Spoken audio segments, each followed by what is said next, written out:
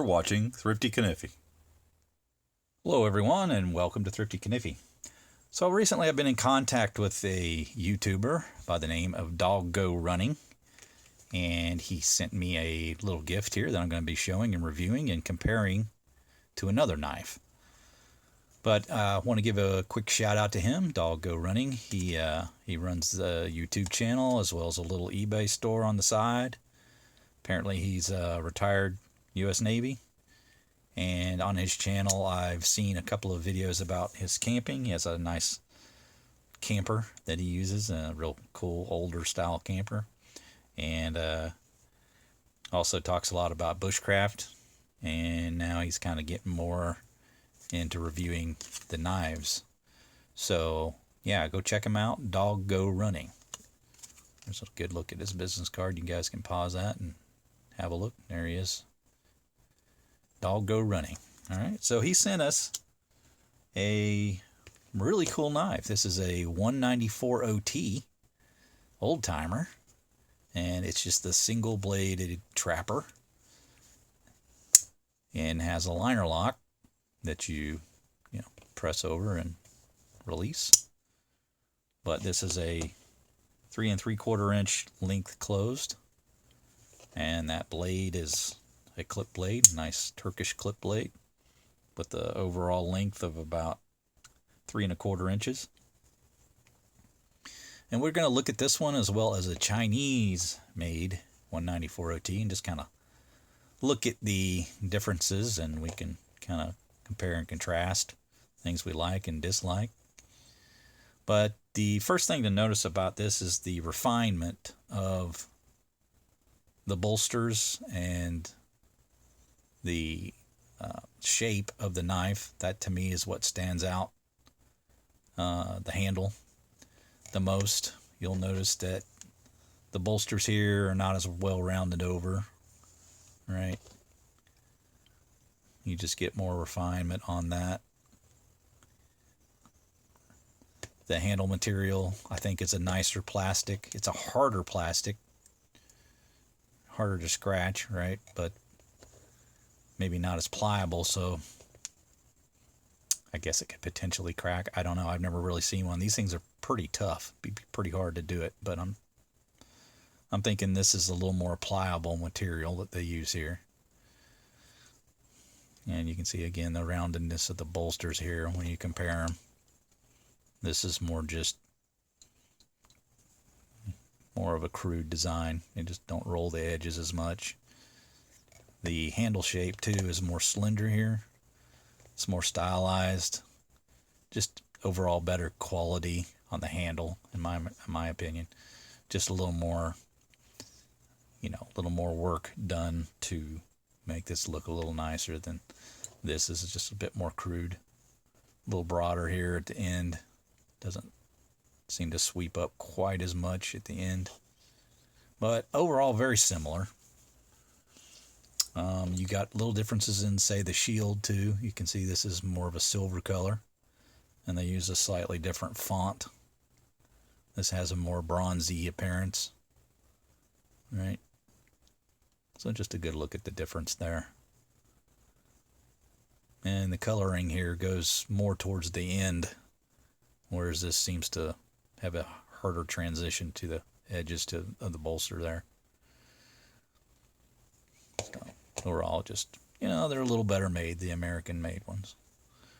And even towards the end, I think the older ones may have been a little better than the ones they made in, say, like right at the end of their lifespan. They're at 2004. So this is a 3-line. I want to say that makes this a little bit older than some of the more recent American ones. So that's pretty cool that we even get maybe a nicer knife even among the American-made ones. But the blade length of this one is slightly shorter, the Chinese version.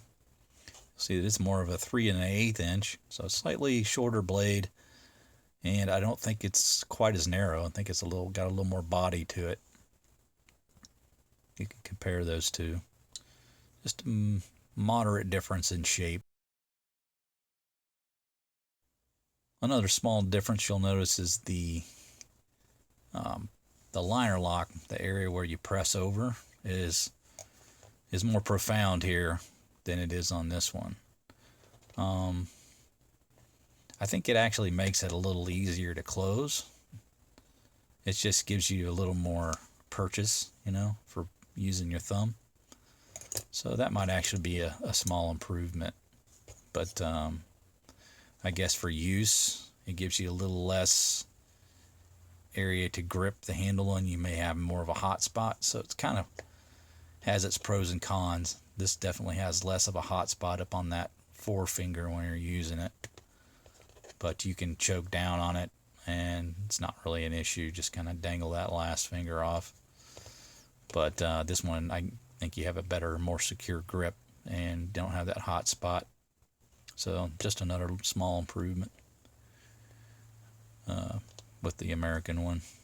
But again, you'd have a little more difficult time pushing that over for the close. So I guess where do your priorities lie? I think I would probably prefer to have more comfort for use than worrying about how difficult it is to close. But hey, that's just me. Everybody has their own preferences, but just trying to point out the differences here. You guys can decide what you like best. But yeah, a pretty cool design. You know, the Trapper is one that I prefer to have a single blade with. I don't have a ton of Trappers, but the ones that I do prefer to have just the single blade. I think that's just a more attractive design because you get that funky spay blade that I'm not a real big fan of typically when you get the multi-bladed versions. So there you have that comparison, guys. I hope that was helpful and useful, and kind of give you an idea of some of the differences. You know, the shape of the handle, the liner lock, the finish of the bolsters, just a little better on the American version to give a little slimmer blade. Of course, this one is 7CR17, you know, with the Battenfield made Chinese knives, and this was, you know, obviously a carbon made blade. So there is that also, but you know, for a stainless steel, this is not bad. 7CR17, it's pretty decent blade material for traditional knife. So there you have it, guys. A little look at American and Chinese made versions of the 194 OT Oldtimer. Hope you guys enjoyed the review. Make sure you like, subscribe, hit the bell to be made aware of videos when they drop. Again, thank you to Doggo Running for sending this along to me, and I want to let him know that his package is on his way to him. Got a little something I sent you in return. So I hope you like that, Doggo, and everyone, you guys have a fantastic day, and take care.